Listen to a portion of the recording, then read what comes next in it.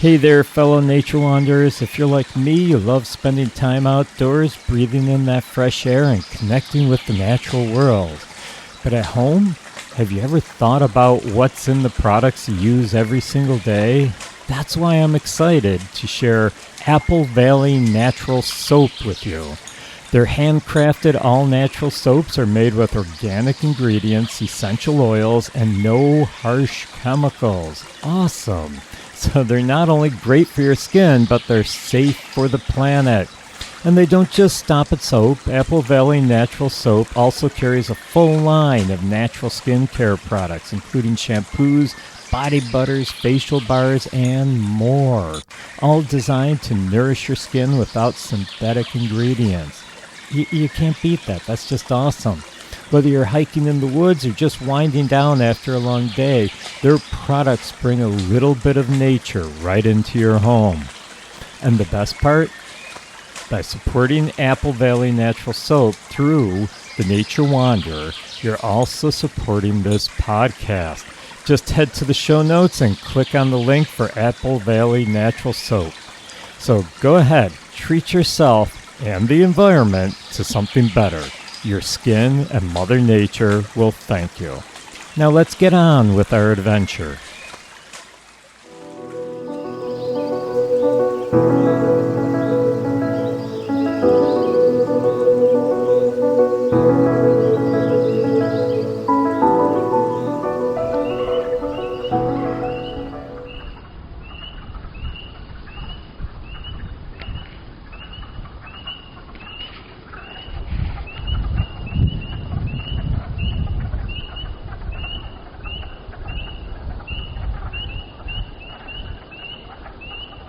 Hello friends, and welcome to the podcast. This is actually a bonus podcast today because, well, during the podcast-thon last week, I needed to put the episode out during that week, because that's when all the podcast-thon episodes are being put out. And so I also want to promote Earth Hour.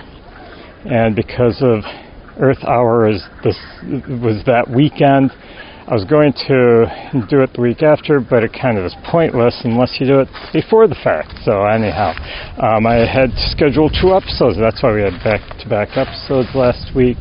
And this week, I was just going to let it slide and not do anything, but I just couldn't do that to you. So I'm here at Knox Farm State Park today. And I'm just winging it here. I'll let you know that right off the cuff. I'm just winging it. I did not have a plan for this episode. I'm actually out here because I am going to be doing some bird banding at Knox Farm this summer. And I'm also monitoring the nest boxes. The bluebird boxes have kind of been uncared for. There's some volunteers with the Friends of Knox who do come out and they clean them out, but no one's really monitoring them to see who's nesting, how many eggs, all that fun stuff. So since I'm a citizen science guy, I decided to do that. And so I'm out here and I'm mapping out where all the boxes are. Sorry if I sound out of breath. I've been hiking for about 2 miles now, and I'm trying to get this done as quick as possible, mapping out each box. And, this one's far away from all the other boxes. But I'm going to map it anyhow. We got 2 of them here. Okay, so I'm going to put these on the map. But I stopped at this location, and this is going to be just a brief, short episode, so don't get too excited about it. But there's a wetland here. It dries up in the summer, so it's almost like a vernal pool. I don't know if you heard the spring peepers. And you can also hear the green frogs croaking. Yeah, it's a beautiful, warm spring day. It's the middle of the day. You know, you'd think, oh, well, frogs only call in the evening. At night time, no. I mean, mating season, they're calling all the time. So what you're hearing are the spring peepers and the green frogs. Yeah, so another great sign that spring is finally here. So anyhow, I'm going to go over to these nest boxes and I am going to check them out, list them on, these are nice ones. Yeah, they have a little latch for me to open it up. That one's empty. Anyhow, I decided I was going to take over this project. I actually did it many years ago when I worked for Buffalo Audubon, and Buffalo Audubon was working with New York Audubon at the park here, and we actually did, that's a squirrel guard that you're hearing knocking around a little bit. Okay, so I have to mark the location I'm on. NestWatch app. I have to name my site.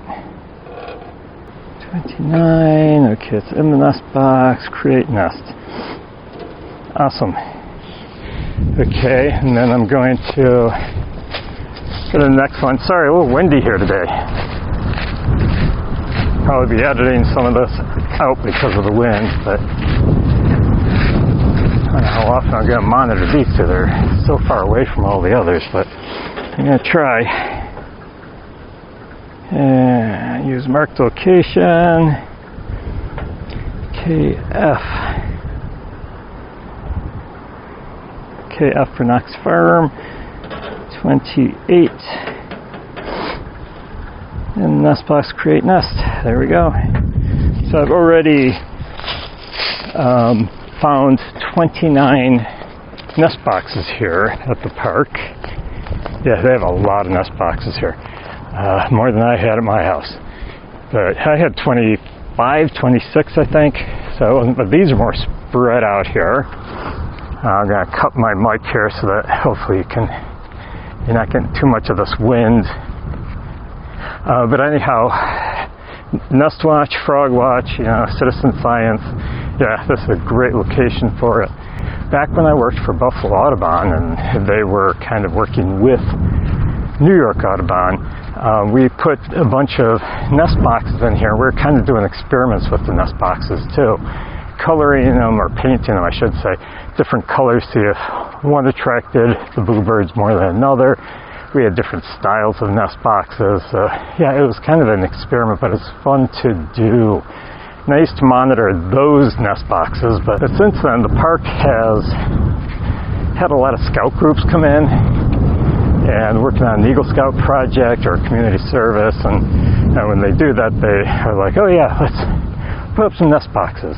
So they put up a bunch more nest boxes, and unfortunately, they did it right in the dimensions, but they had no way of me getting into them. So I've been spending time here, not just locating where they are, but fixing them so that we can actually open them up and check them out, see who's in them. I mean, it didn't matter before, but that's because no one was checking on them. No one was monitoring them. Now that I'm monitoring them, I want to be able to open them, see who's in them, see how many eggs are in there, see how many babies are in there, and in the long run, hopefully I can ban them. So anyhow, that's what I'm doing here at Knox Farm. Beautiful day. So of course I feel like since this was just off the cuff, but I feel like I should have some sort of theme. But hey, I'm just rambling. That's what you get from me every once in a while, is just rambling about nature. Beautiful day. Get out, explore nature every chance you get. If you have nest boxes on your property, I do recommend you check out the NestWatch website. It gives you all the information you need to do to start monitoring your boxes and keep track of who's in what, and it helps science. And this morning, it's such a nice day. I got up early and I got the day off of work. I actually took the day off.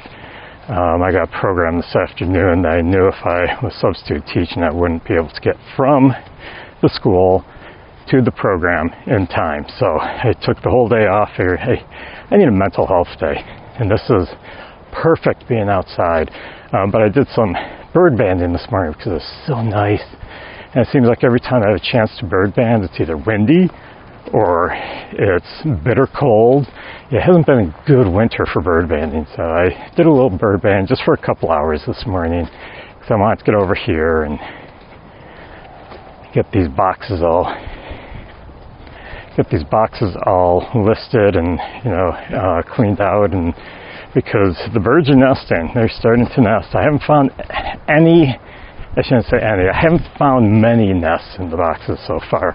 I did find one, which was a house sparrow, and I evicted them. I'm sorry, but they're non-native and they push out the bluebirds. So I did evict them, and so that was the only nest I found. But I have seen a lot of bluebirds flying around, and they're collecting food and nesting material. So yeah, they're getting ready to nest. So I'm like at the last chance to get these nest boxes cleaned out. And but one of the volunteers from Friends of Knox Farm has been out here cleaning out some nest boxes too. So I'm coming up to the last leg of the trails here. I'm not going through the woods at all, because you don't set up nest boxes in the woods, not for bluebirds. And so I do enough hiking here. I know where most of the nest boxes are. Although I did find about 6 boxes that I didn't know they were there. And then these last 2 that I just did, I didn't know they were there. I'm not always out here hiking looking at nest boxes. I'm on a mission this time to find nest boxes. So I'm running down the last leg of the trails here. I did miss one small section that I think there may be some on, but I'll probably come back tomorrow or the next day to check those out and see if I can get those, if I am right, which I'm pretty sure there are some over there. But I just want to get the perimeter of the park and some of the inner trails, not in the woods, like I said, don't bother.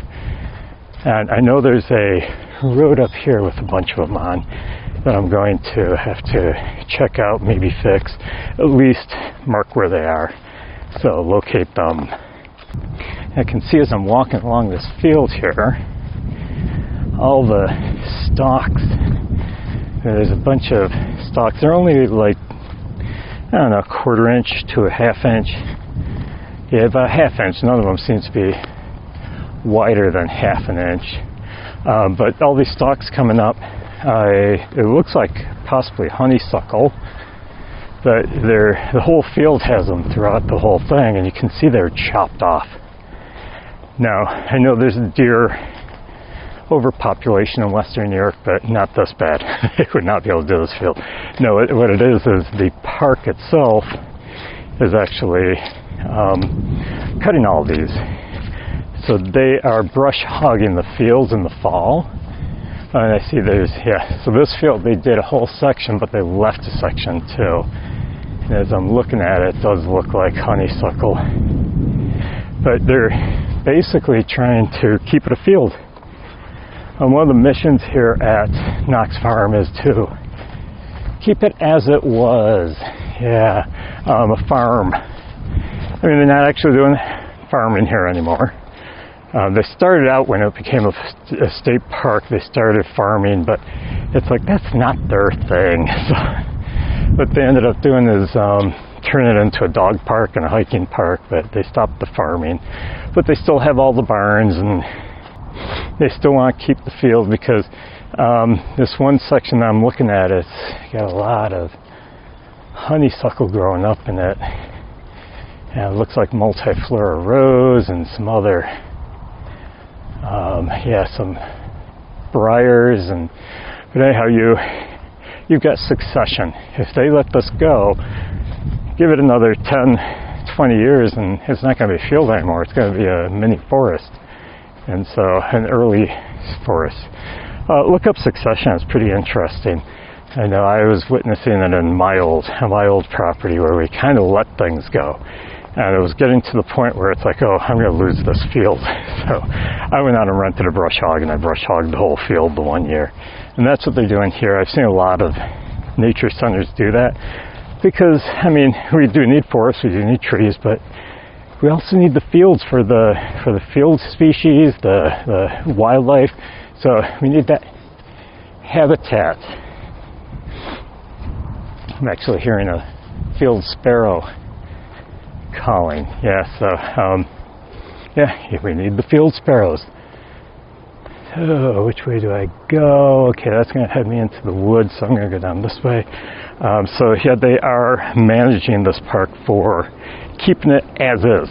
You know, they've got plenty of woods here, but they also want the open fields, and then they want some kind of, I don't know how to put it, wild fields. So you've got the first stage of succession, where you have some bushes, some lower, shorter trees maybe. I saw a couple of pine trees in the last field. Oh, this is good. I'm glad there's no nest boxes along this trail, because, wow, I'd be doing a lot of hiking to do this one. Yeah, I don't mind hiking. I love hiking, but if you're stopping at every single nest box, and I'm already up to about 30 nest boxes, if you stop at every single nest box, and then you have to go on, you're talking a couple hours just to monitor them. Probably more than just a couple. It's good they don't have them here. So yeah, succession, you know, they're managing this to keep it for habitat for all sorts of species. We've lost a lot of fields. Some of the old farm fields are getting overgrown because farmers, hey, they can't keep up with these big mega farms, the factory farms. So what they do is they end up going out of business and leave their field, and it starts to grow into a forest. And the species like that field sparrows, yeah, I'm hearing the field sparrow. Oh, there's a cardinal over there too. So the species like the field sparrow, the bobolinks, which I usually in the summer I see a lot of bobolinks here at the park, they don't have habitat because it's getting overgrown. So this is nice that they do this. They hay the fields once in a while. I think they rented out some of the local farmers for haying, but they also brush hog some of the fields, making sure they don't go through that succession into a forest. And right where I'm walking is actually very nice because huge open field. No stalks in it either, so I think this is the one they rent out for haying. And then forest on the other side. You may hear the wind in the trees right now. So a little breezy today, but it's actually very nice. The sun's out. We are well above average. We are well above average today, temperature-wise. We're actually supposed to get, and that's why we got the wind, because the warm front's coming in. We're supposed to get up into the upper 70s today. That's like unheard of end of March. So yeah, very uncommon. They actually said we may break some records today. The woods I'm going by, I'm checking them out because this is usually where I see the barred owl. Yeah, you can often see him in the daytime, just hanging out up in the trees. I don't see him though, but he might be up there. So anyhow, like I said, this was just I didn't want to leave you hanging waiting for that Thursday release of an episode. And so I decided, it's like, well, even though I don't have anything planned, I'm just going to go out and I'm going to go hiking. I'll grab my microphone while I'm checking out nest boxes. Ooh, we got some slushy trails here. Yeah, wet. Nice thing is, no snow. Yeah, there's no snow left. But yeah, I just wanted to get something out to you. I'm sure it's not going to be a long episode. You know, I love rambling about nature. So, oh, the buds are coming. Yeah, you look up in the trees and you can see the buds are getting really fat, really thick. It's really nice to see that. So anyhow, I hope you enjoyed listening. I apologize, I didn't have an episode for you. The next episode I have already recorded, but it's already scheduled, and when I schedule, it's also putting up the social media posts and all. So instead of changing all that, I decided that, you know, I would just record an extra episode for you. So you're getting three episodes in a 2-week time span. You're welcome. I will see you next week, and that will be released on Thursday. I'd like to thank you for joining me, and don't forget to support the podcast. All the links are in the show notes. You know the routine. And before I go, I do want to mention, hey, you got ideas for podcasts, episodes, topics you want to hear about? Maybe you want to learn more about citizen science. Maybe you want to learn more about certain park in Western New York. I'm not going to travel all over the world to just highlight one park. I would love to, but I'm not going to do that. But if you have ideas for episodes, feel free to drop me a line, email me, or if you want to be part of an episode, you don't even have to talk. If you want to come out and go for a hike with me, I always love company when I'm hiking, and we can record an episode together. Feel free to drop me a line. Remember, I do live in Western New York, so I guess this is a little outreach to anyone who lives in Western New York. But yeah, join me. And this is going to take me out to the road. So thanks again for joining me this week. Be sure to join me next week for another episode. And above all, keep exploring the nature around you.